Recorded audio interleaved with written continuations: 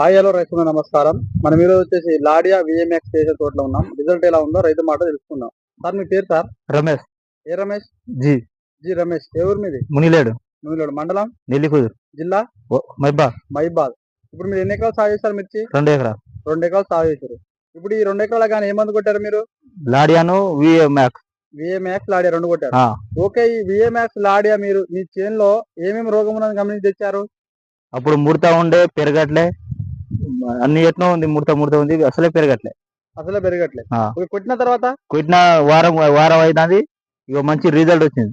చూపెట్టరు ఎట్లా ఉంది ఒకసారి? ఇగో మంచి రిజల్ట్ ఉంది. ఇగో ఇగురు కూడా మంచిగా వచ్చింది, కింద నుంచి పంగలు వచ్చినాయి.